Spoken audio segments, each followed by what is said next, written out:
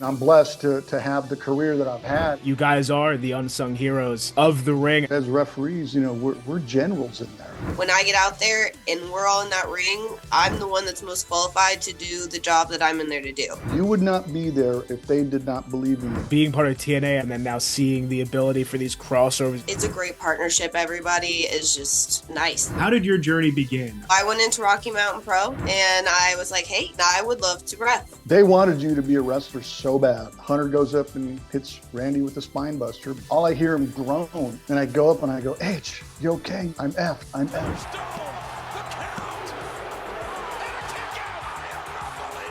That false finish right there was the biggest and best false finish that I've ever had in my career. I've already had my moment in the sun. I'm here to give you what I know and what I learned and what worked for me.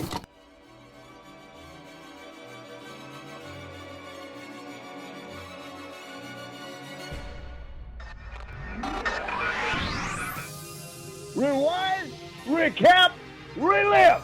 Woo! That's what the world is watching. My first guest has been refereeing for over several years now and has shown her skills off in companies like OVW and most recently TNA, where she is currently part of the dream team of refs there. Please welcome referee Alice Lane. Thank you very much. I'm so excited to be here. No, of course. Thank you for coming. Thank you. And you're on with an awesome guest. He's made his name known all around the world, refereeing in companies like Lucha Underground and WWE, where he's the third man in the ring for one of the greatest matches of all time that we'll get into. Please welcome referee Marty Elias. Hello there. How you doing, Hello. everybody? Thanks for having me.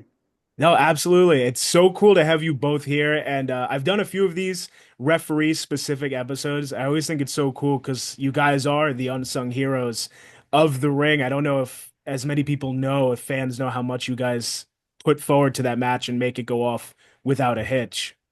Absolutely, 100%. I always, let people know. I say, the referee knows everything that's going to happen, right? We know the run-ins, we know the distractions, we know everything. And actually, as referees, we're generals in there. And what I mean by that is, we're given time cues, we're given spots. If somebody's hurt, all that stuff that people aren't really aware of. We need to be aware of positioning and where the talent is and where the spots are. And again, it just takes a lot of that. And then, when you do the commercial spots, you got to be aware of that. And, well, one of the things, that we were always aware of too is fans jumping in our ring. So, we are always cautious of that, protecting the talent. I haven't had that happen yet, thank goodness. You will.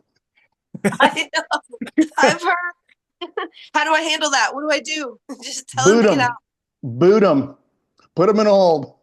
Okay. And the reason I say that, and again, I'm old school, and back then it was something that you did. There weren't lawsuits and things, but that right there, when a fan, and again, I love the fans. Fans make our jobs and everything. They're great. But here's the thing, that I do say, if I went to your job and I started doing your job or try to do your job, what would you do? So again, when somebody jumps into our ring, I take that personally because don't ever try and break into my house. And that's the mentality that I've always had. So whenever a fan jumps into our house, into our ring, and whether it be just being overzealous and gaga or whatever, you never know what the intentions are. So the first thing, that we always did would either grab them in a hold or we would punt them. So, All right, noted. stay out. Marty, do you have a specific memory of that happening? A fan Oh, jumping in the ring? absolutely. Absolutely. We were in, I believe it was Texas, and it was Triple H, and he was working with, God, who was he working with that time? Oh, it was Carlito. It was Carlito. And lo and behold, we're getting ready to get into the finish. And as Hunter goes to do the pedigree, and mind you, it was a house show. So, but again, most of the time that happens, it's always house shows. And it happens a lot in Europe too. But here in the States, it does happen. So he's getting ready for the pedigree. And all of a sudden, I see this guy come sliding in. And I'm like, am I seeing this? And he comes in and he starts doing the rah-rah and he starts doing that. And I go and I just hit him with a clothesline. take him down, and he powders out. Then security grabs him, and off he goes, and he was never seen again. But it happens that fast. And again, Hunter being who he is, and us being the professionals that we are, he grabbed Carlito again. Boom, pedigree, 1, 2, 3, and the match was over. So, Wow. just That's like a crazy moment. Wow. It is. It is. Holy. But good on you for that quick instincts just to clothesline him. And wow. Yeah, and that's another part of being a referee. You always got to be aware of what's going on, because with the crowd and then everybody ringside and your time cues, you always got to be aware of things that are going on and have that foresight to see, okay, what's around me. But again, keeping focus on the match.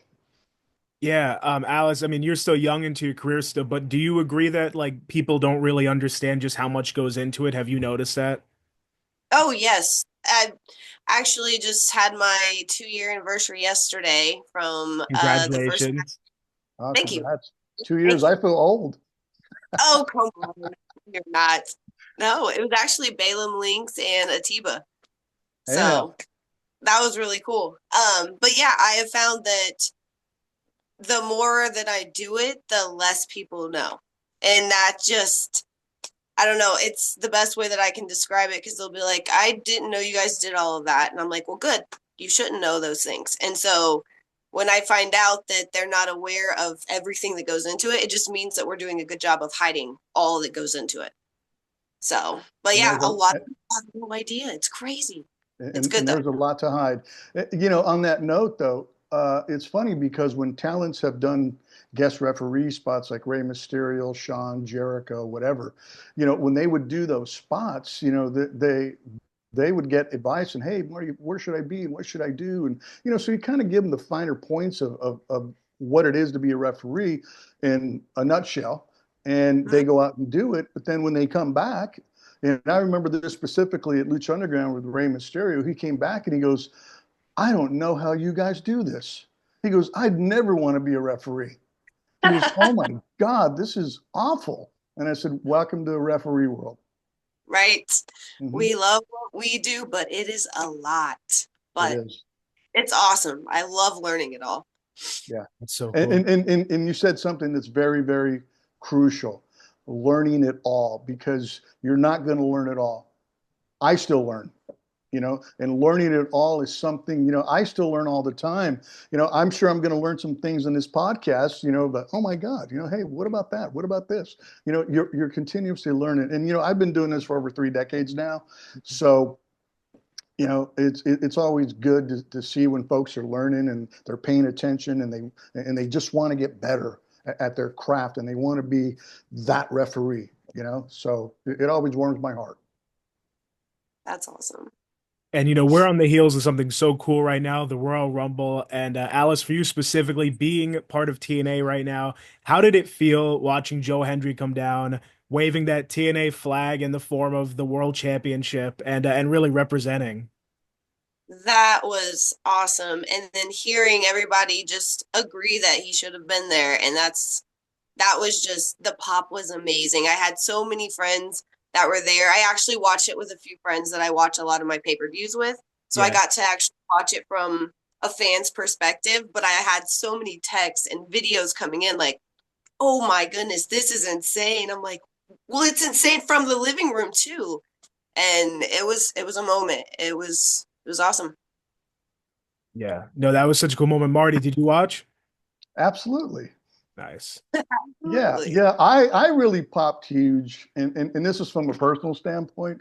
When I saw Ray come number 1, and I had told a few people earlier in the day, I said, if they do this right, it'll make news and it'll be very, very cool. It'll be a special moment. And they did it. They had Penta come out as 2, so it was Ray and Penta 1 and 2.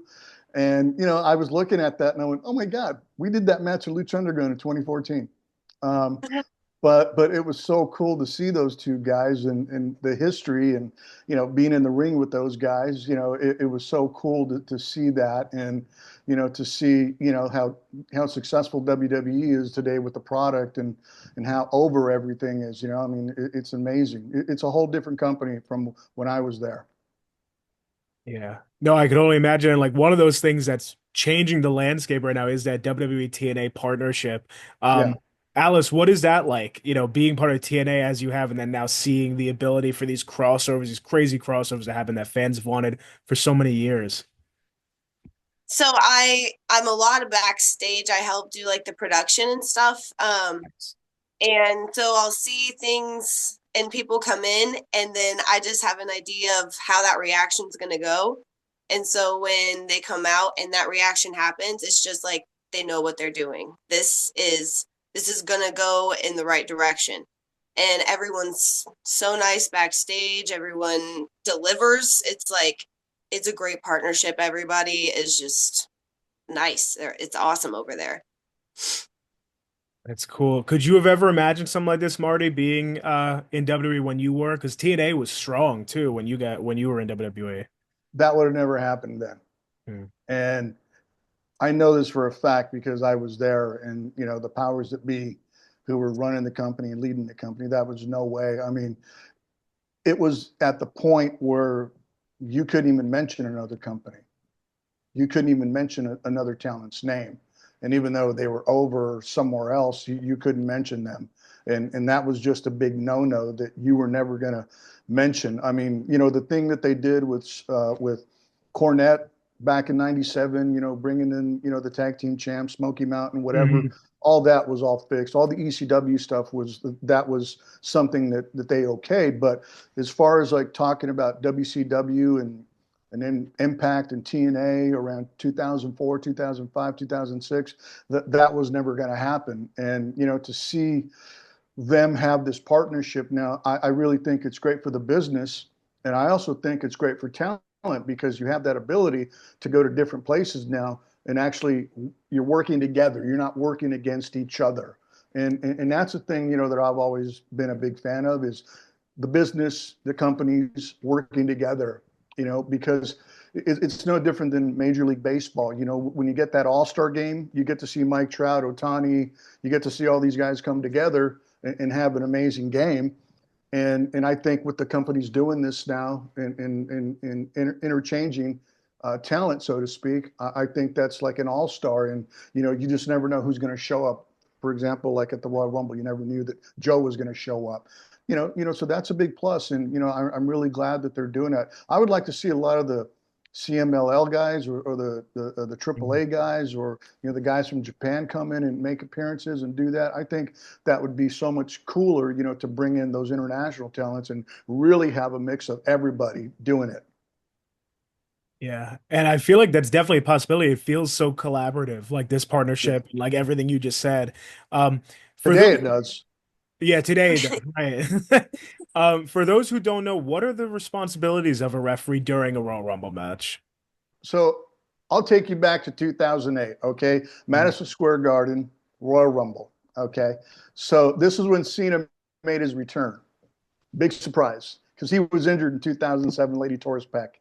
So it was myself, Jimmy Corderas, and I think that was it. It was myself and Jimmy. And again, and this is just a small critique for WWE. There was too many referees on the outside for the Royal Rumble. There should maximum be 3, if that. So when Royal Rumble 2008, Madison Square Garden, it was only me and Jimmy Corderas. I represented Raw. He represented SmackDown. So we had a meeting earlier in the day. Michael Hayes was the agent with Pat Patterson, and all the boys were in there. And, we had a whole list. As a matter of fact, I still have those run sheets and stuff, so it's cool I kept everything. I really did. So I still have those run sheets. I have the assignments, everything else. And so we talked to the boys. We told everybody how much time they had, who was getting eliminated. And again, when they're putting the Royal Rumbles together, they actually, have specific spots that they have in mind, especially if there's storyline angles attached to it. So everybody had their spots, everybody knew their times. And so then they were like, okay, so the last 3 guys are going to be, and then they excused everybody. And then they said, Marty, Jimmy, stay here. So we stayed there. So the last 3 guys, I believe it was Batista, Hunter, and then they said Cena. And we were like, oh. And it was funny because I had texted John earlier in the afternoon. And I said, hey, man, I hope you're recovering well. I hope everything's good. And he texted me back and he says, oh, my God, the city's so crowded. I went, And I just left it like that. So then fast forward, we have the meeting and Michael Hayes says Cena's coming back and Cena's winning the Rumble. Okay. And it was like kayfabe, kayfabe, kayfabe. So me and Jimmy knew, we just said, okay, we're not gonna do it. So specifically what you're doing is you're looking for guys who are, gonna fall up because you know the spots. So it's just a matter of just being there. And again, being animated. And another critique that I'll give the WWE Royals from the Royal Rumble, the referees, I should say, is to be a little bit more animated. When you see somebody who's hanging out like Penta or somebody and they're there, just be a little bit more animated and just let the crowd know. Whereas they were kind of just nonchalant going, no, just be animated. Let those people in the Stevie Wonder seats know. Let those folks there. The body language and everything should be telling these people, no, he missed it by this much. And, so just be a little bit more animated with those types of things. Mm-hmm. You need to be aware of time cues and you need to have specific guys. And there were specific guys that you only gave time cues to. At that time we did. There was only specific guys who were going to get the time cues. Not everybody was going to get a time cue. It's just that they knew when their spot was coming. If somebody was getting eliminated, they knew that they were next. They would work into that spot. But only specific guys like Triple H and Shawn and Taker, those guys got the time cues. So Bob Holly, those guys got the time cues. Okay. So with Cena, we knew it was kayfabe. Nobody knew. And it was great because this was just at the start of, social media and, things of that nature. And so it was like kayfabe. So, the rest of the afternoon, I'm like going like, oh my God, they don't know what's going to come. So just kind of keeping it, to myself. And if you notice, if you go back and you look at that, Big Daddy V got eliminated. He was a heel. So he got eliminated, Viscera. And I'm sitting there trying my best. Get out, because Jerry Briscoe's yelling in my ear, get him out, because Cena was coming next.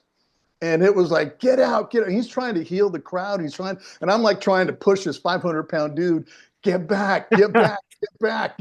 Jerry's yelling in my ear, cursing me and everything. So I'm just trying to get him out. So finally he gets out. And as soon as he walks through the curtain, Cena's music hits. And the garden exploded. And it's funny because at some of these independent shows, some of these kids go, oh my God, did you hear my pop? No, that wasn't a pop. Madison Square Garden, when Cena's music hit in 2008 Royal Rumble, that building shook. So I like to tell kids, I have felt pops. I've never heard them, I felt them, because that was a pop and that whole building shook when his music hit and he stood there and of course he won the Rumble and it was great. So there you go. That was kind of long-winded, but there you go. No, that was perfect. I love that.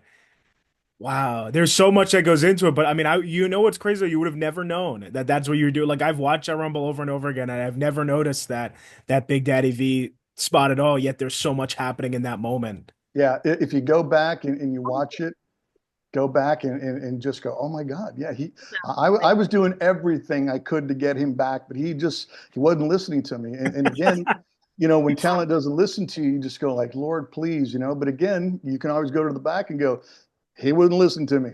So tell him, yeah. Yeah, that was one of those that I felt, just like Marty had said. It wasn't one I just heard. It was when I was like, yep, they are pumped that he is here. And I mean, that one was really cool. Yeah. And Nimeth has done such a great job as world champ too, I feel. He's yeah. He's one of the guys that's led ushering us into this new era of TNA right now. Mm-hmm. Can I tell you guys a cool Nick Nemeth story? Please. So when he first started with the Spirit Squad, he was greener. He was greener than the sweatpants he was wearing for the Spirit Squad. So it was always going to be Johnny and Kenny or Mikey who were going to be wrestling. It was Mitch and Nikki were always on the outside. So when we were doing house shows, when the Spirit Squad first got together, they didn't trust Nick or Mitch.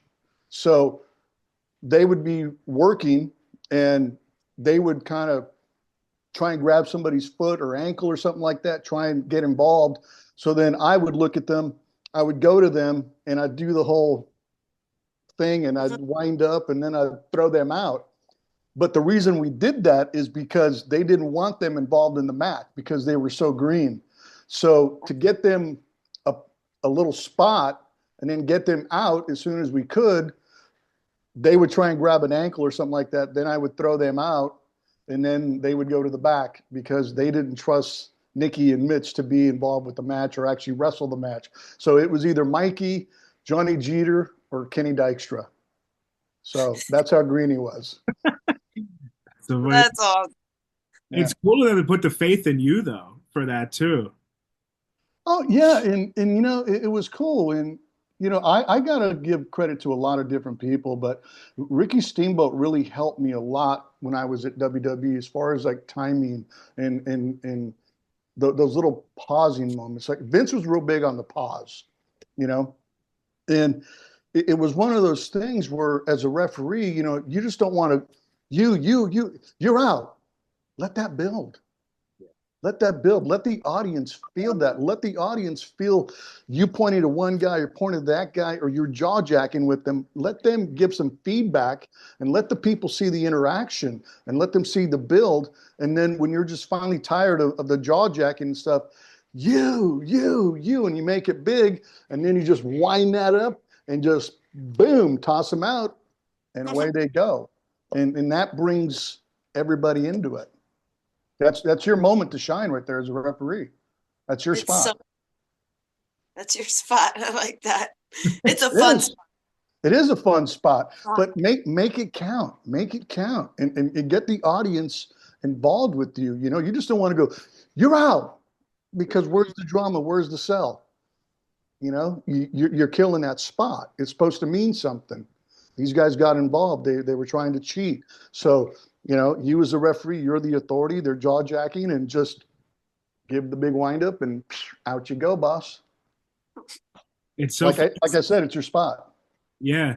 You mentioned that and like again another thing you never realize, but there is always a massive pop after that, right? So that is Absolutely. spot. And Steamboat was really big on playing it up, because he said it is your spot and the crowd will come with you. They will come with you if you do it right. And if you don't rush it, take your time. And Steamboat was always right, man. That's why he was so great. Alice, I'd love to throw it to you. Taking it back, you're 2 years in now. You just had your 2-year anniversary. How did your journey begin on this path to refereeing? I just really got interested into wrestling later in life. I didn't watch it or know about it really growing up. I was like 22, 23 when I got into it, but I just really got into it and I ended up in Denver and I was like, I'm not feeling a wrestling career, but I would love to ref. So I went into Rocky Mountain Pro and I was like, hey, I would love to learn, you know, the basics, how to bump, how to move around in a ring, and I would love to ref. And so that's how that all started. They wanted you to be a wrestler so bad. So bad. I don't know if you know that, but they wanted you to wrestle so bad. And I remember me and Damon Ace had a conversation and I said, dude, if they make her a referee, they're going to kill this girl. I mean, if they make her a wrestler, I said, she knows what she wants to do. Just let her do it. You know, and again, if that's what you want to do, go do it. I mean, if you're not feeling it, you know, as far as being a wrestler and things of that nature, then, you know, and again, that's with life in general. You know, if you're not feeling it, don't do it. You know, but again, they really wanted you to be a worker and make this thing out of you. And I just went, you guys aren't getting it. So when they finally agreed to make you a referee, I was really happy about that. Me too. And then I just started learning and watching and taking it all in and just getting in there. And I was like, can you guys do like 3-minute rounds and then let me just kind of move around? And I just started watching pretty much as I could.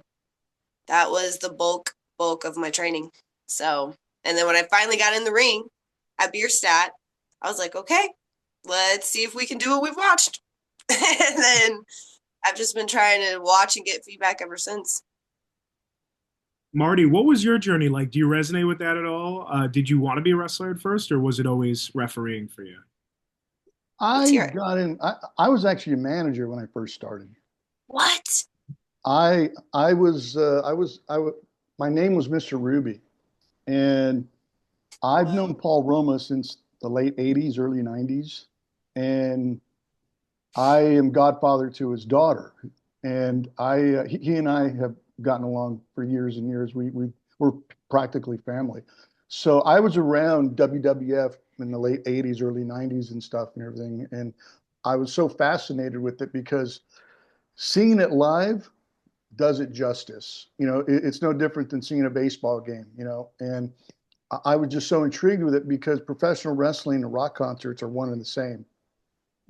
With the big, the crowds, the cheering, the elements, the fire, the bombs, and the videos, the music. So I always correlate those two together.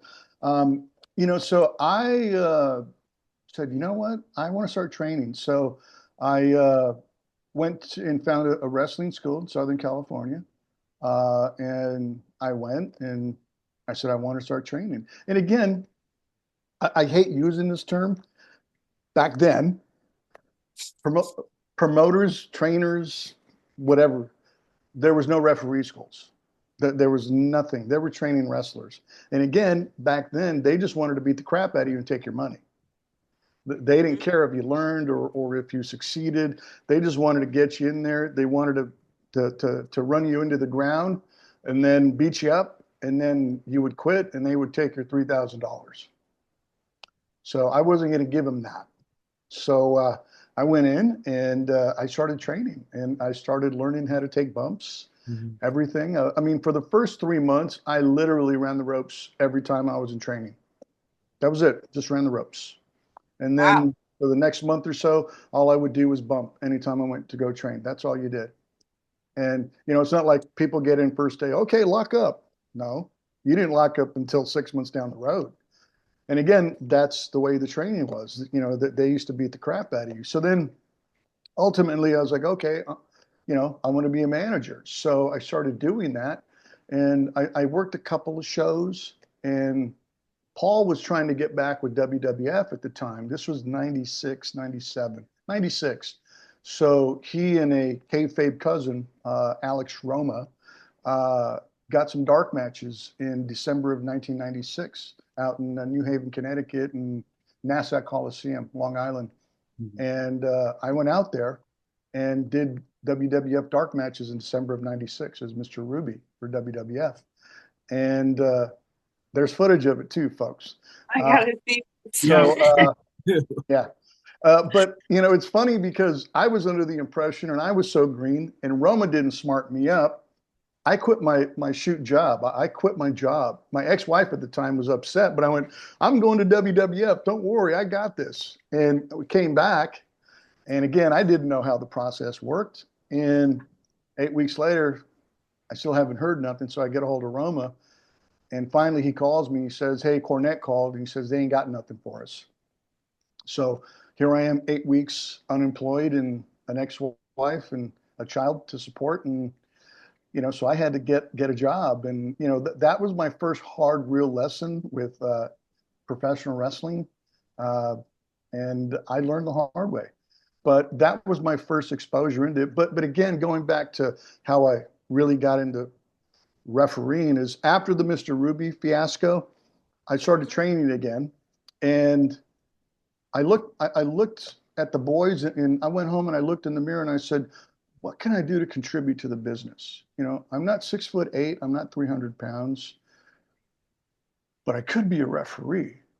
And looking at the WWF referees at the time, Jimmy Corderas, Timmy White, Mike Chioda, Hebner, I went, I think I could do that. So what I did is kind of like what Katie did, is I actually started asking the boys to stay after class and do mock matches for me. And then I jumped in and I would start running around the ring and counting and doing everything that I saw on TV. Because again, there was no social media, there was no referee schools, there wasn't referees training. So it was like you had to learn or watch what you watched, and that was it. And again, everybody kayfabed everything, and it was like, hey man, teach me how to referee. Ah, kid, I don't think so. You're not good enough. There goes the ash. So it was that way. And, so slowly but surely I started learning and I started progressing and I started getting some good stuff. And then ultimately I ended up at Rick Bassman's Ultimate Pro Wrestling, where a young kid by the name of John Cena came in about 2 weeks after I showed up there. And, we had such an amazing crop of talent there at UPW back in the day, man. I mean, we had Victoria come through there, Nathan Jones, John Heidenreich, Samoa Joe, Frankie Kazarian. Oh my God, Mike Bucci, Simon Dean, myself, KG Sakota, the late KG Sakota. God, who else did we have? Man, we just had. Is there? I feel like I remember the Miz being there. Maybe. Yeah, but the Miz got there later. The Miz got Okay. there later, and it was funny because the Miz, to this day, when I see him, I tell him, I said, "Hey man," I said, "you still don't know how to run the ropes," and he'll just go, "Oh yeah, you can say that." But I remember when he first got there. You're absolutely right. I completely forgot about the Miz.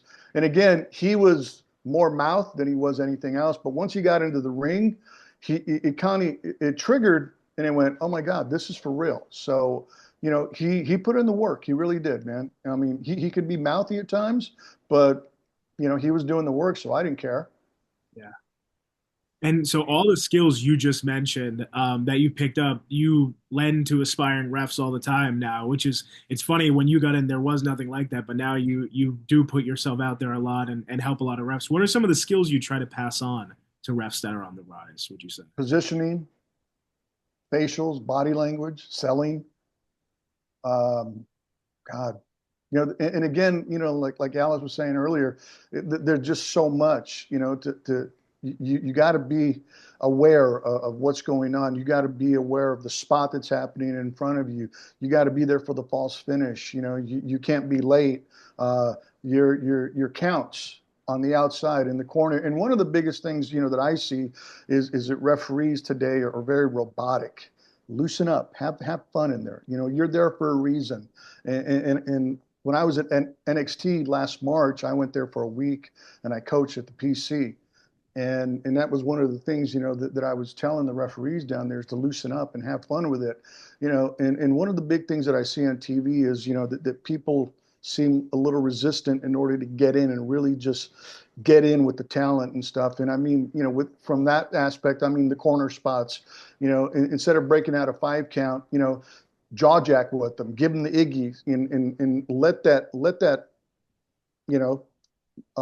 cook, so to speak. And what I mean by that is when a heel's putting the heat to a babyface in the corner, you don't want to sit there and kill their heat and go 1, 2, 3, 4, 5, because then you're killing the heat and you're not giving the babyface enough time to sell or register, nor are you giving the audience time to register what the heel just did to the babyface. So you're killing the heat. So take your time. Let it cook. I like that. Cook, yeah. Yeah, slow it down. Moments. Well, Alice, so you mentioned earlier, like you were walking into your first match to referee. You were like, let's see if we could do what you were watching. Let's see if we could put that to use. Can you take us back to that first match refereeing and how that went? Oh my. So it was packed. That was the first thing I noticed, because I'd been before and like done camera, because obviously when you start out, you just kind of help with whatever. So I had done camera there. I knew there were a lot of people, but when I got in the ring and there were a lot of people, I was like, whoa, okay. But then when we started going and the guys were just talking to me and everybody was just, enjoying themselves, and we could just talk without it being heard or talked about or anything, like it became fun. And then it was like, you know what? I'm glad that there's all these people here getting to watch what they're about to do. And so initially it was very overwhelming, but within a couple minutes, I was having the time of my life. It was awesome. And we got backstage, the guys gave me some feedback and they were like, but overall for your first time, great job. Thank you. And it was cool. for You want to hear about my first match Yes, ever? that was going to be my next question. Yeah. Oh, okay. And so you guys will love this. And again, I say this to folks, and this is just a life lesson. I say it to everybody. Be careful of the toes you step on today, because they may be attached to the ass you got to kiss tomorrow. Okay? Got it. Who you see going up is who you see coming down, and vice versa.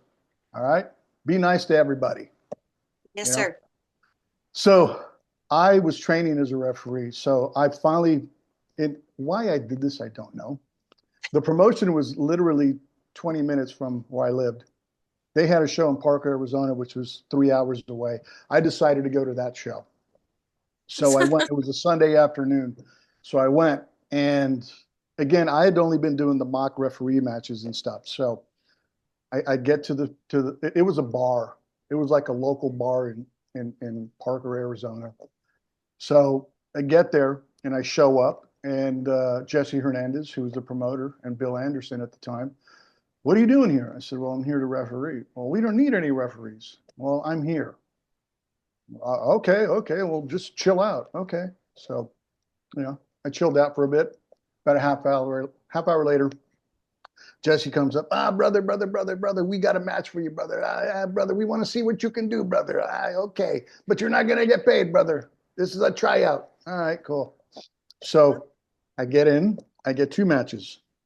Very first match that I ever had, they had me take a bump. Okay. Oh, no. So, and I still remember the guys, and there's a point to this. So one of the guys was a wrestler by the name of Big Q, and the other guy was Smooth Billy D. He played like a big 70s Afro gimmick dude. He had a whole wig and did the whole disco thing and all that. So I go up to him and I tell him that I'm his referee. And he asked me, how long you been working? And I said, well, this is my first match. So he got upset, and he went and started cussing Jesse out, and everything started cussing me out. Oh, my effing green referees, and why you do this to me? And, oh my God, he's going to mess up my match, yada, yada, yada. Okay. So I do the match. He bumped me and he stiffed me. I mean, he laid into me. It was a corner spot. And thank God I knew how to bump and how to protect myself. So he stiffed me. And okay. And again, I know he stiffed me because what I know now versus then, he stiffed me. So fast forward, I'm at WWE. Okay. I'm on the Raw roster. So I'm in catering. Guess who walks in as an extra? Smooth Billy D. Wow. So That's comes wild. up, says hello to me. How you doing? I got up, put my plate away. I headed into talent relations, spoke to talent relations. Smooth Billy D was never seen again. Man. You took care of him. Wow. I took care of him. No. I didn't take care of him. He took care of himself. True. Yep. He took care of himself. That is a crazy full circle moment. Wow. I know. It is. And what a first match. Be bumped and stiff. Dang. Yep. But again, it was a lesson learned. And again, I can sit here 30 years later and tell that story, And again, that's why I say be nice to everybody, man. Shake everybody's hand, be nice. And, when you walk into a new locker room or whatever, even if it's your home locker room, just be nice to everybody, man. Don't take advantage of anything, because you never know. It may be your last night there. Well, Marty, I've heard you say that wrestlers, when you were in WWE, started requesting you for matches because just of how good you were at helping progress the stories. And that I wasn't good. I was great. You were great. How great you were. At what point in your career did that confidence come along that you weren't gonna take anything from these guys and that you were gonna help progress the story? When do you think you got that confidence? I think that happened 2007 WWE, when working with Crime Time and working with other guys, where I almost got fired at one point because I wasn't seeing things. My timing was off, and it was just, I was blowing spots at house shows and stuff. And Arn Anderson, I remember Continental Arena, man, in New Jersey. He pulled myself, Charlie Haas, Shelton Benjamin, and Chad rest in peace, and JTG, he brought us in and literally threatened to fire us, because the match was so bad, and we had been stinking up the joint for the last few weeks, and it was just, I wasn't being aggressive enough. I was letting the guys dictate what was happening, and I wasn't really enforcing things, and I really wasn't being who I needed to be. It was like, no, stop, please, no. Instead of going, stop, come on, and just being that guy, being that authority. And I think after that, I just started really just being a little bit more aggressive. And again, the aggression just started progressing. And I started to get comfortable with telling guys to get out and counting them and threatening them and stuff. And there was a couple of house shows too. I counted people out. Shoot counted them out on the outside because they didn't get back in. And I counted 1, 2, 3 when guys didn't kick out and stuff. And I think from that point forward, I started earning the respect of the boys because they knew that I wasn't going to mess around and I meant business, because at this point, and I like to tell people, the only person who's going to bury me is me. And that wasn't going to happen. So I, was respectful and stuff. But again, if you weren't abiding by the rules and you weren't working with me, and again, that's the whole thing. You're working with me. We're working together. It's not you against them. It's us. So again, there's 3, there's 4, there's 8, there's 6 or whatever, and you're a part of that. So, I always like to, like you said earlier, referees are the unsung heroes, but we're the supporting cast. I mean, if there's supposed to be an Academy Award, we're going to get the supporting cast because that's what we do. Because we help out the Robert De Niro's and the Al Pacinos and stuff. We're those guys, whether it be a female or male. We're the supporting cast, and folks need to remember that. So, sorry to go on that tangent, but again, it's just being there and just helping the boys. But again, I earned that respect, and from that time moving forward is when the boys started going like, hey man, he means business, man. And slowly but surely, I just started progressing. I started getting better matches and people were seeing what I was doing. The agents in particular, like Arn and Steamboat and then Johnny, they would go, hey man, why don't you do this match? Or this guy wants you. And I really learned a lot working with Bob Hawley and riding with Bob Hawley when they first brought Cody in. And we were riding together and we were teaching Cody how to do this. And it's cool to see Cody where he's at today.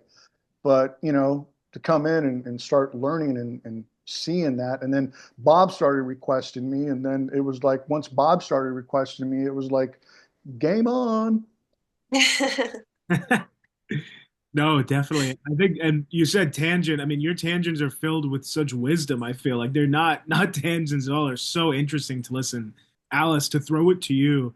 So you're, like we said, 2 years in, but have you felt that confidence come over that you can like properly officiate a match and know that, you're the one calling the shots in there yet? Do you think you felt that confidence? I feel it in waves. I feel like in overall, I mean, when you go out there, you obviously have butterflies, but I also know that when I get out there and we're all in that ring, I'm the one that's most qualified to do the job that I'm in there to do. So like that type of confidence, I know I can go out there and get the job done. But there are also times where I have to, before the match even starts, go to Daniel Spencer or somebody backstage and be like, listen, this is what's going on.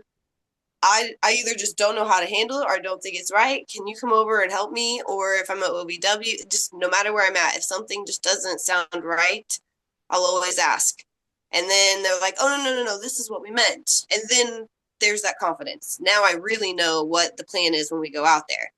So if I go out there and I just don't know sometimes, and I feel like that has a lot to do with my personal confidence. So, but it'll get better. I know it will.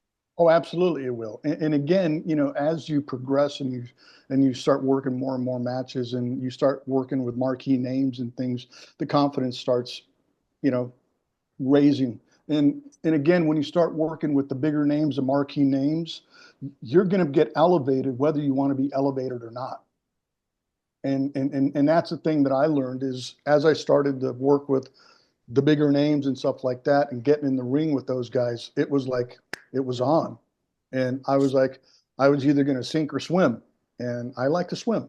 So I said, okay, I can do this. I can do this. And again, my self-confidence and everything, it was like, take a deep breath and I got this. And again, I always knew, and I always told myself, and I tell folks when I'm coaching, mentoring, you would not be there if they didn't believe in you. So always take that here. You would not be there if they did not believe in you. So if they're believing in you, you believe in you. There you Good. go. And going back to butterflies real quick, you mentioned butterflies, Pat Yep. Patterson's story. So Pat was a character. So Oh, since day one, I've always had my pre-show workout. I wouldn't say workout. It's my little regiment where I get inside Marty Elias's head, and I just go into that zone. And I always have a little ritual that I do with, push-ups, jumping jacks, stretching and breathing and things like that. So I'm doing these jumping jacks and Pat Patterson comes up and Pat Patterson was the only one in WWE history who was allowed to smoke backstage. So wow. Pat comes up and I'm doing the jumping jacks and I'm in the middle of doing the jumping jacks. And he comes up and he's like smoking his cigarette. He's just looking at me, smoking. And he goes, Marty. Yeah. He goes, are you nervous? Do you get scared? Well, yeah, of course, Pat. Yeah, man. Every time I go out. Are you sure? Yeah, absolutely. Yeah, I'm scared right now. Okay, good. Because if you're not, get the F out of here. And he walked away. And I went, okay, great advice. That's cool. Okay, well, good. I like to hear that. Yeah, and when Pat told me that, the way he told it to me, but it was like, yeah, man. I mean, if you're not getting jittery and you're not feeling the excitement and the nervousness and stuff, and you got 17,000 people who were screaming, and you're live on pay-per-view, and it's like, man, if you're not feeling jitters or butterflies and everything, there's something wrong with you, man. Get out. So there Yeah, was, man. that is cool. I like that. That's a good story. Yeah, that's a great story. I've heard that echoed like so many times too, that like when you stop feeling that feeling, yeah, it's probably time to go. Yeah, and the other thing too, I'm sorry to cut you off. Oh, The other thing that I'll say too, when it stops being fun, get out. I have heard that. I have heard that a few times. I did. After Lucha Underground 2018, I was out. well, to take it back to a moment for you, Marty, that required a lot of confidence, New Year's resolution when Triple H suffers that injury mid-match. How did you deal with a situation like that? Can you take us back to that night? I was a pro. Obviously. Yeah, so they had a finish. There was a whole finish. It was a tag team champion match. It was DX versus Rated RKO. And again, four of the best workers ever in the industry. Randy Orton, Edge, Shawn Michaels, and Triple H.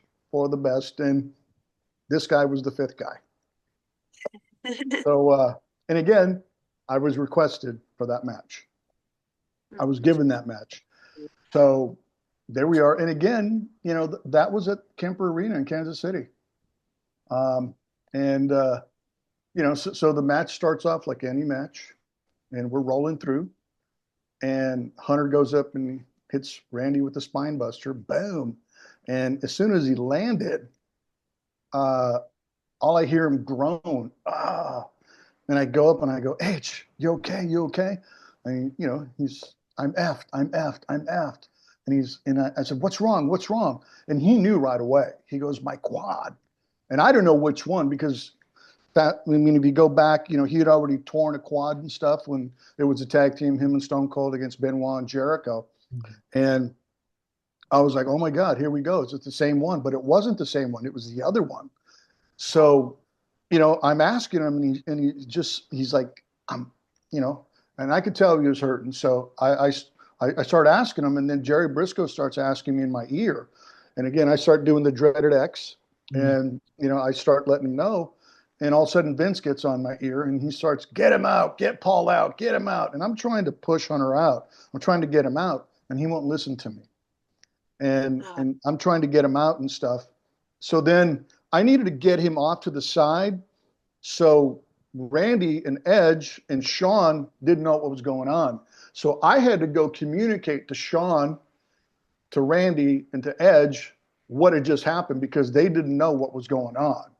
So I had to go tell all three of them separately. So finally I went to Shawn. He was the last one I went to go tell. And an audible just like that, Shawn goes, schmoz. Okay. So then I had to go back and tell Randy and Edge, schmoz. So then they start getting the chairs and they start, doing everything on the outside and stuff. And Hunter still goes out there and does a pedigree, does this. And I'm out there and Vince is yelling at me, get him out, get him out, get him out. I'm going like, he won't listen to me, man. So I keep telling him, Paul, stop, come on, let's go. Vince doesn't want you. He's like, not even listening to me. He's Triple H, man. Yeah. So we finished the match and stuff. But before that, Shawn had, like I said, he called the audible and schmoz. So I'm in the ring and I'm just kind of like standing there. And Shawn, I turn to my left and Shawn goes, bump. And he comes and he, boom, blasts me with a forearm and I go bumping out and stuff. So then they called it a no contest. So, Hunter was able to finish doing what he was doing and stuff. And Edge and Randy, retained the titles and all that stuff. But yeah, it was chaotic, man. But again, it was controlled chaos is what it was. Right. Nobody lost their cool. Everybody knew their jobs. So once he went down, we all knew what was going to happen. And Shawn called the audible. It was a schmoz. He bumped me. They did their things, and we were done. But it's crazy because Hunter was supposed to move on and work Cena at WrestleMania 23. Oh. Yeah. Oh. Yeah. So there's where they were going. And what happened is the following night at Monday Night Raw, they had a three-way between Shawn, Randy, and Edge to see who was going to face Cena at WrestleMania. And guess who was requested for that match? So I had that match, and Shawn went over, and Shawn worked Cena at WrestleMania 23 in Detroit. Which was a great match too. But yeah, I mean, that's definitely the work of five pros. Maybe I'm out of the loop, but what does schmoz mean? I was wondering when you said that. Oh my God. So hold on, Alice, do you know what schmoz means? It's like where you go out and you fill it in with things that you can do so that the person who's hurt can not have as much. That's what I think. I could be very wrong. Schmoz means that there's not going to be a finish, and everything's going to go. Everything's going to go. I mean, chairs are going to be there. I mean, people are going to be punching each other, whatever, and it's just going to be thrown out. So a schmoz is technically saying a match is going to be thrown out. It's going to be a no contest is what a schmoz is. Okay. Yeah. So again, I really love educating kids on the verbiage and stuff and the lingo. Well, I've heard it a couple times. Yeah, of course. That's of course. crazy. And it's funny because a lot of kids think just because they've heard the word kayfabe that they know what kayfabe is. And it's funny because I've heard some people say kafab. I go, what's kafab? Oh wow. Yeah. I haven't heard that one. So let me ask you this, Alice. Do you know Carney? Carney, that means like from back in the day where it first started, they've got this own language and I've tried to listen to it. Yeah, and again, but my goodness. And again, we use Carney, and I still use it when I'm talking to some of the boys, whatever, but I use it all the time because again, we were able to give spots and able to give time cues without anybody even realizing, I understand why they didn't realize because for example, let's say if somebody's working in the corner and stuff, I'd go, come on, get out of the corner, back out. Fiazai de Giazo. Yeah. So what? Yeah. 5 to go. Fiazai to Giazo. And there's probably going to be some old veterans and stuff listening to this going, oh my God, he's killing the business. But again, we're where we're at today in the business, But again, that's the way we communicated without going 5 minutes to go and letting everybody in the arena hear it and on TV. Did a lot of them speak Carney? A lot of it while you were there? Oh yeah, oh yeah, oh yeah. You know, because you got to figure the guys in my era. I mean, the Bob Hollys, the Chavo Yeah, Guerreros, yeah, you know, the Eddie Guerreros, the Chris Benoit's, you know, Hunter, Shawn, Flair, yeah. you know. So yeah, I mean, a lot of them did. Taker, Hmm. yeah, yeah. So there was a lot of those guys were old school. So you know, I'm really proud of the era that I was a part of. You know, I think we did a fantastic job. And Alice, you had such a cool experience, the opportunity to ref a Tommy Dreamer hardcore match recently, which I'm sure was very different. Can you take us through that experience and what that was like for you? So, well, it was supposed to be Jake something for that match, but he had gotten injured. So Tommy Dreamer was the surprise for the fans. And when I found out that that match was going to be there, I asked Daniel. I was like, "Can I have this match, please? Like, I would love to ref Tommy." So I got to go out there. We had a blast. I mean, the fans lost their minds. It was an amazing match. Damian Chambers did a great job.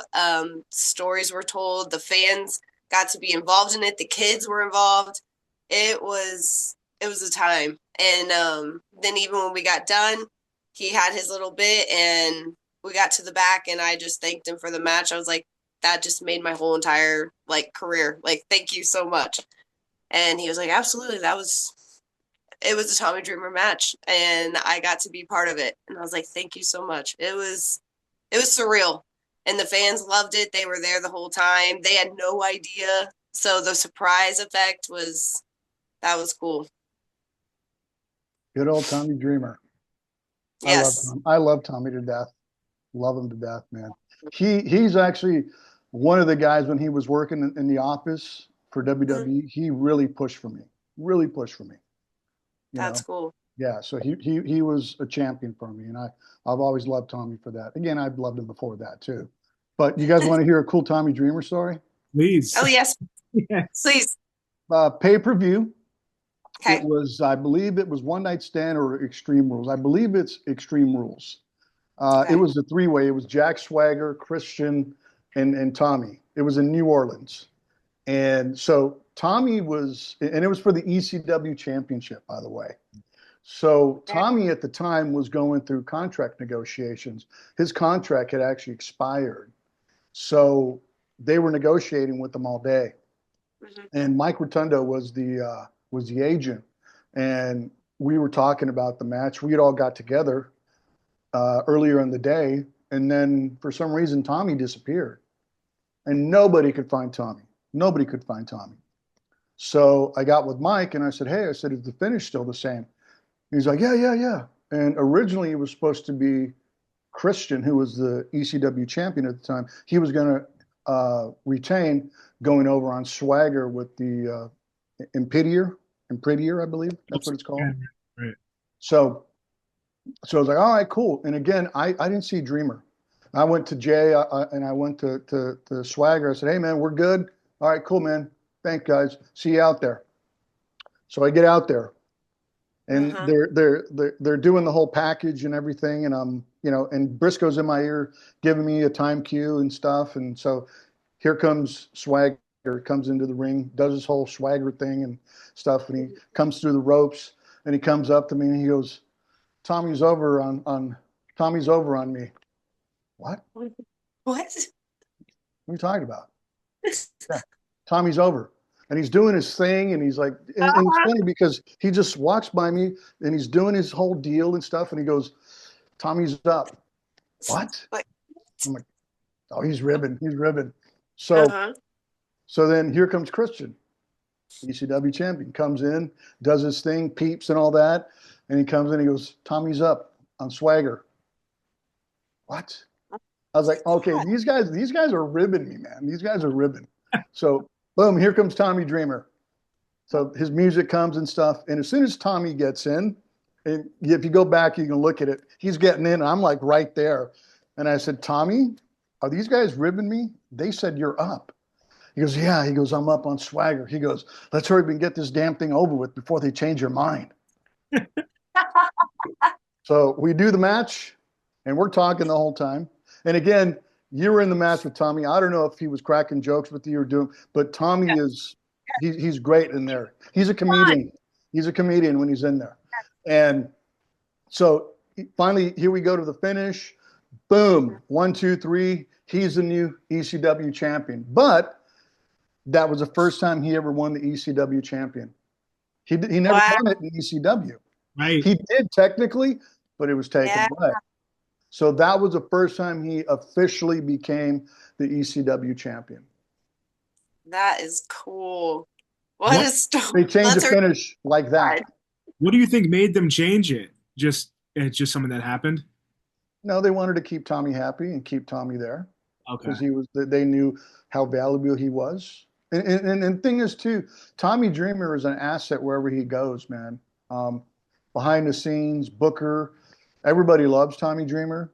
You know, I don't think I've ever, nor will I ever hear anybody say a bad word about Tommy Dreamer, because that's just the kind of individual he is. And, you know, I look to that too, because, you know, at the end of my career and even now and stuff, you know, I want people to remember me for being one of the good guys, you know, who was always there to help people out and progress. And, you know, I was never selfish and I was always cool to people, you know.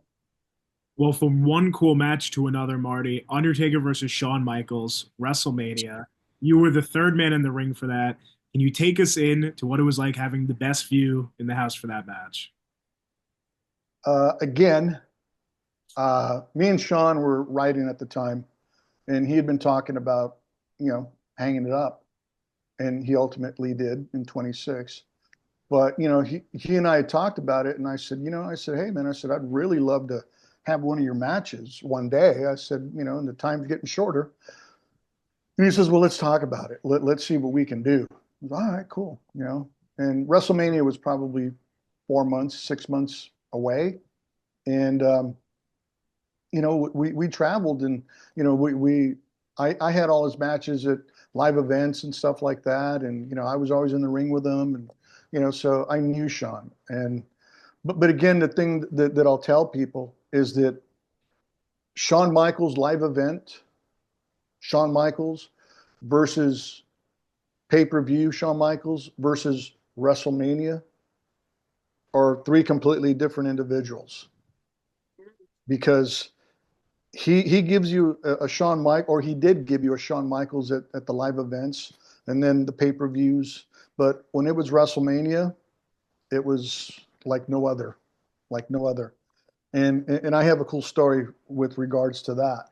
So they gave the referee assignments, and Charles Robinson originally had that match. And I went, oh, okay, well, maybe next year. So Shawn was in Gorilla. We were in San Antonio at Raw, and I saw Shawn, and I said, hey, man, I said, maybe next year. I said, I don't have your match for Mania. You don't? I said, no. Okay. And I left it at that. And next day, it's SmackDown. We were in Corpus Christi. And he goes, hey, I talked to the office. You got my match at Mania. What? Yeah, I changed it. Oh, okay. You know, so I just left it at that. So, you know, we you know, we're doing everything, getting ready for WrestleMania and stuff. And you know, we walked through the match. We got there on Thursday, and it was myself, Shawn, Taker, Pat Patterson, and Michael Hayes, you know, who were there. You know, it was us in a circle, and, you know, seeing them go like, well, what do you want to do? What do you got? You know, what do you think? And, you know, it was like, wow. And originally, we only had 15 minutes, and we were on third. And when Taker and Shawn heard that, they were like, especially Taker. Taker was like, this is not going to fly. Mm-mm. And Michael Hayes was like, oh, I'll go talk to Vince. I'll get it changed. You know, don't worry. Do. You know, so we got it changed. And, you know, again, we weren't the main event. We should have been the main event, but we weren't. But we ended up being the main event anyways. But, you know, so we were putting the match together and stuff. And, you know, it was surreal. And that dive that happened where Taker got concussed, broke his collarbone, broke his ring finger. That dive was originally supposed to be on me. It's on you. Yeah, but Vince vetoed that. Vince didn't want to take me out. So because they had a bump scheduled for Randy and Hunter for the title. So they didn't want to do that. So, but again, Shawn was all about giving me my WrestleMania moment. So that's why when Vince vetoed that, they said, okay. And again, it wasn't until the day of WrestleMania, about 2 hours before the show, when we finally had Snuka as the camera guy. And there's a story to that too. So we talked about, the match, and Shawn goes, well, look, before he does a dive, I'll throw you into the barricade, and then I'll see Taker coming, then I'll get the camera guy and I'll push him in, and away we go. And on paper it sounded amazing. Yeah, this is going to work. And it was supposed to work. But again, I think with that happening, it really added to the drama of the match, because he was shoot hurt. He was shoot out of it. And I knew something was wrong, because as I'm down selling, to hear 74,000 people, and then to hear them go, it gave me goosebumps. I got goosebumps right now. It was such a surreal moment to have 74,000 people go from here to here, and you go, something's wrong. Something's up. So I'm peeking, trying to see, and I see everybody on the floor, and I see everybody out, and I go, what just happened? Because I didn't see the dive. I didn't see what happened until later. I heard it. I heard the crack and everything, but I didn't. So I was like, uh-oh. So I start selling up. And again, I should have stayed down a little bit longer, but I said, I need to get into the ring and see what's going on. And if I'm going too long, guys, tell me to shut up. You're fine. No, not at all. I'm hooked. So I start selling up, and Shawn comes out to get me, and he's like, sell more. And I'm going like, oh, what's wrong with Taker? And he looked over, he goes, I don't know. So we start going in, and that's when he starts dragging me in. And when he drags me into the corner and he starts talking to me, he goes, we don't know what's wrong. He's like, take your time counting. Let's do this. He goes, we don't know where he's at. Okay, take your time. Cool.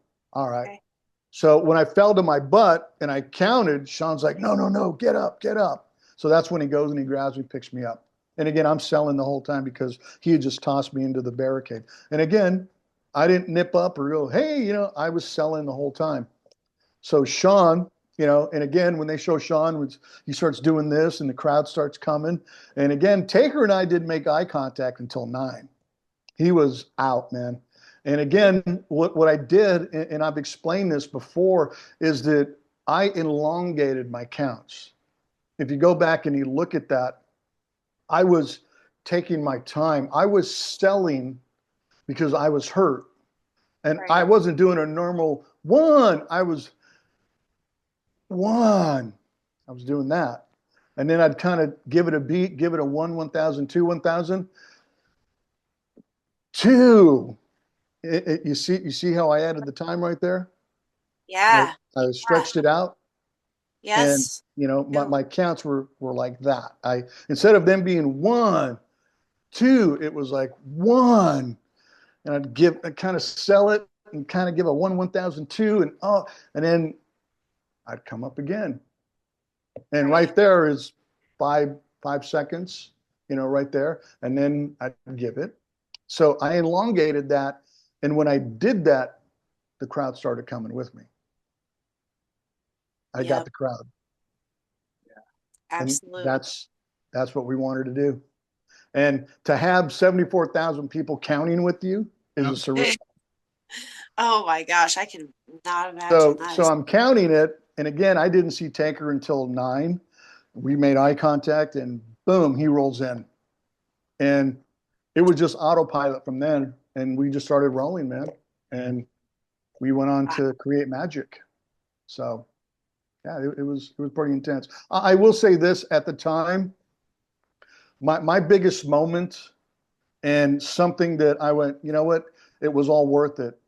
Remember when Shawn did the skin the cat and Taker, tombstone? Yes. That false finish right there was the biggest and best false finish that I've ever had in my career. That because is awesome. that right there was like everything that I had ever worked for. You know, being screwed over with pay, awful promoters, whatever. You know, traveling. That right there to have 74,000 people hooked, and when he kicked out, nobody Ah, knew. Nobody ah. knew. You know, and you know, it Oh, was one of those moments. You know that I'll never forget that. So yep. it was pretty Wow. amazing. So, but real quick, going back Yes. to my Shawn Michaels live event, Shawn Michaels pay-per-view, Shawn Michaels WrestleMania. So Shawn, for the finish, was going to do the moonsault, which he did. During rehearsals, Shawn was missing it. And he was going off to the left, he was going off to the right, he was coming short. We put in crash pads, and he wasn't hitting the crash pads. So it was like, wow, man. He's like, you know what? Plan B. He goes, if I come up short or I miss it, I'll just land on my feet. Taker will grab me, then he'll put me up, and then we'll go from there. And I went, okay, cool. So as we're in Gorilla, Mhm. we're there, and Shawn's putting on the white gloves and stuff, you know, because how he came down and stuff, which was amazing. So he's putting on the gloves and stuff, and we're looking at the packages, and Shawn starts putting on the white Taker hat, and I'm standing next to him, and I said, Shawn, I said, Plan B, and he does this, he does it with the hat. He goes, he adjusts the hat, and he looks up and he goes, we ain't gonna need a Plan B. And That gave right there, I knew that Mr. WrestleMania was in the house, and it was on. you knew who you were getting. That is so cool. Yeah. That's awesome. So that was pretty surreal, and it was like my confidence level went from like here to here, and I was like, ooh. Yeah. At That's that so point, I neat. feel like you already knew that was going to be the main event, whether it was on paper or not. That was the main event of the night. Yeah, and walking through that match and seeing what we were going to do, and and I knew that Shawn and Taker had something to prove because, being told that we're third and, we weren't in the main event. Anything with Taker and Shawn was main event. But again, I understood the circumstance because Hunter was the WWE champion. It was the whole Orton versus, the McMahon stuff. So I get that. But again, here's a cool story too, because after the match, we're in the medics, and Taker's getting looked at and stuff, and we're in there, and Hunter comes walking in, and he has the WWE title, and he throws it down, and he looks at Taker and everybody. He goes, "How in the F am I going to follow that?" I don't know, man. So, That's awesome. the next day at TV, we were in Austin. Taker comes walking in. He's hurt and stuff. And for some reason, and this is just maybe the mark in me or whatever, but again, we're all marks. So something just told me to have Taker sign my jersey. And he's walking in, and I said, "How you doing, Mark? Everything good?" He goes, "Yeah, kid, just can't move." He shows me his finger and stuff. And I said, I hate to bother you, man. I said, but would you sign my referee jersey from last night? He goes, yeah, if I can. And I was like, okay. So he signed it, and something just told me to get it signed. I've never had Shawn sign it, even though I could have 1,000 times. Shawn hasn't signed it yet, but I got Taker to sign it that day. And for some reason, something forward thinking told me to get my shoes, my pants, the jersey and everything, and just put them away and use something else. And to this day, I still have the shoes and the jersey and that just put away. And one of these days, when I get my new house here in Tennessee, I'm going to put it up in a shadow board and put it up with the front page of the Houston Chronicle that we were on. So and along with my Slammy. So Yes. That's awesome. yeah, I had him sign it, but it was funny because I told Taker when he was signing it, I said, "You know what, Mark, I'd have caught you." And he goes, "I know you would have." Oh. See, that's nice. Yeah. Yeah. So anyways, we're in Austin, Texas, and we're rewatching WrestleMania, and Cena's sitting there, and Cena turns to me and he goes, "Damn you guys, damn you guys." And I go, "What happened?" because remember it was a three-way. It was Edge, Big Show, and Cena. So when Shawn skinned the cat, Taker, boom, Cena, Big Show, and Edge were up in Gorilla, and once Taker hit him, they were high-fiving. Okay, man, we'll see you out there, man. Good luck. And when Shawn kicked out, Cena said that they just went, damn. They all left Gorilla, man.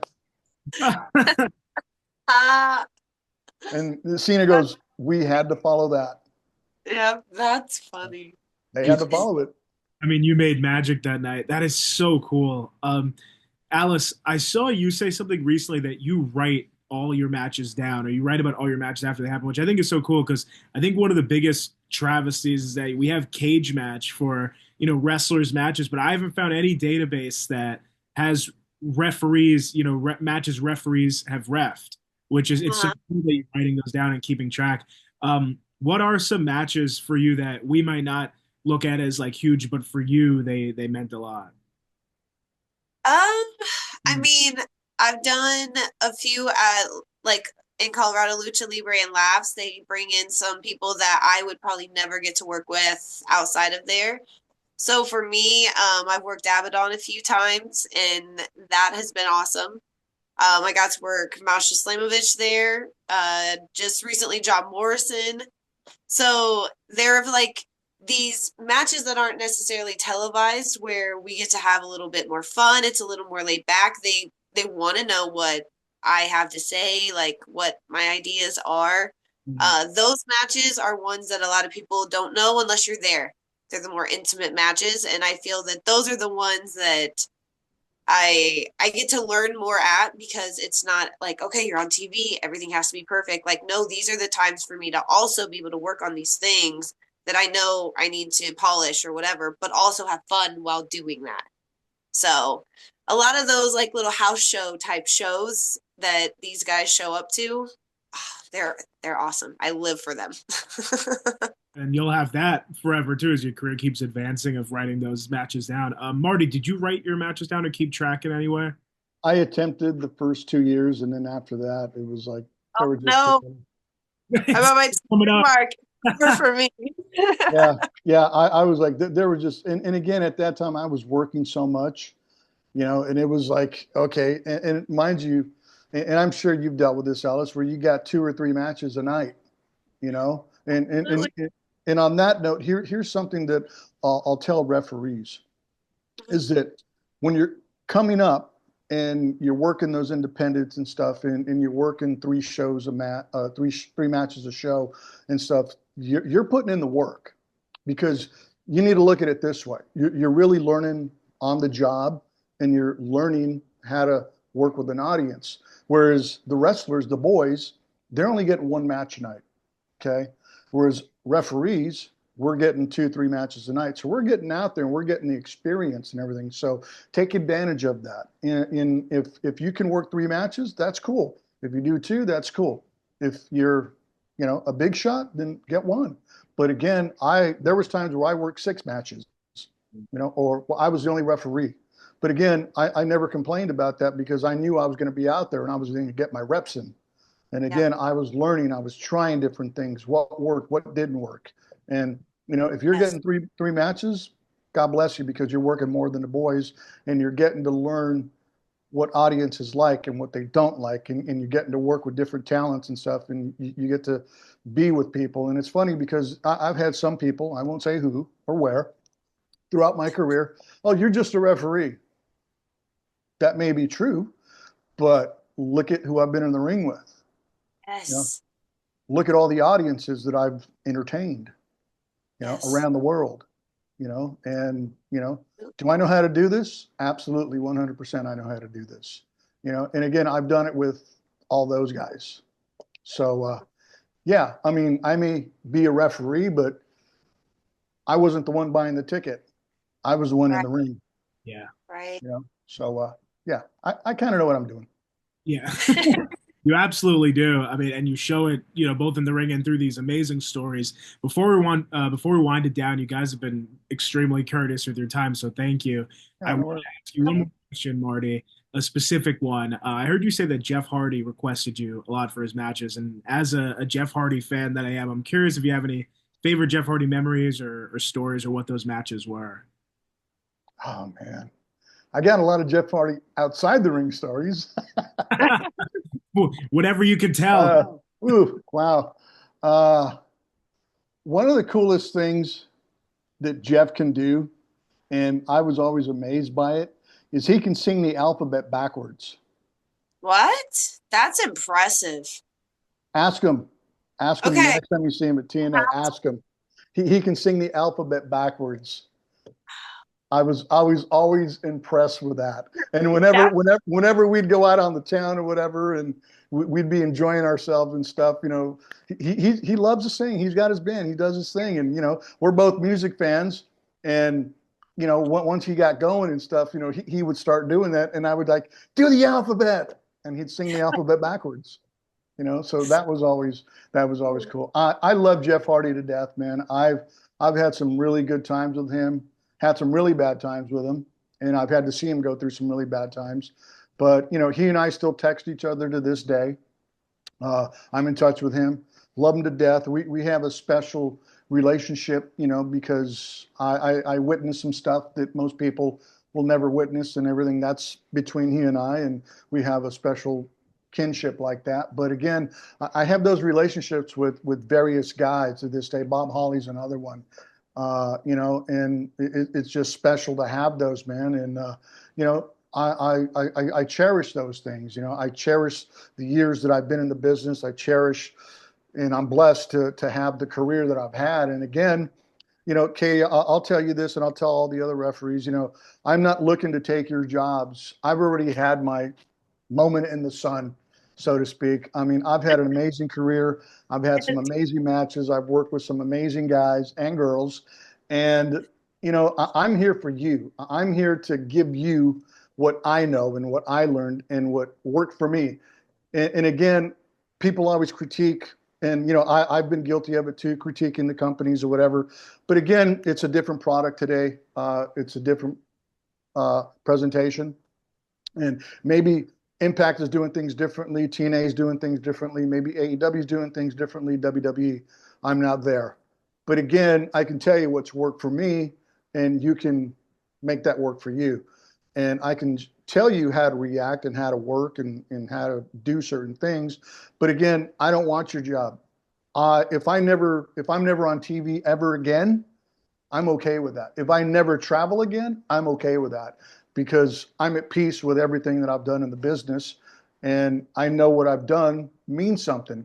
And I tell these kids today, you know, especially with social media, everybody wants to be a star. Everybody wants to be Insta famous. Everybody wants, and again, when I broke in and stuff, there was none of that. There was none of that. You know, you were booked based on your reputation and what people knew about you.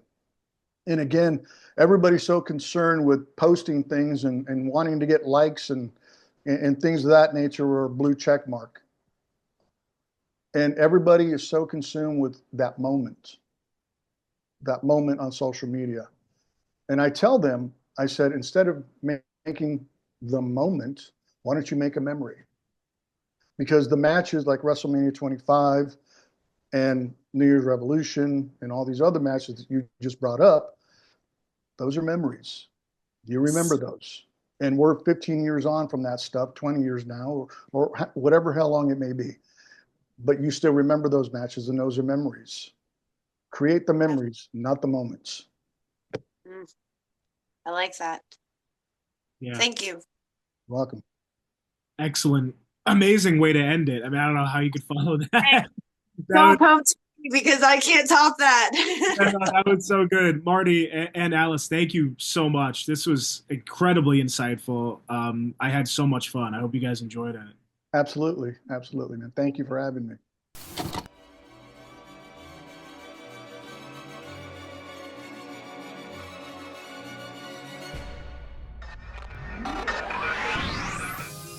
Rewind, recap, relive.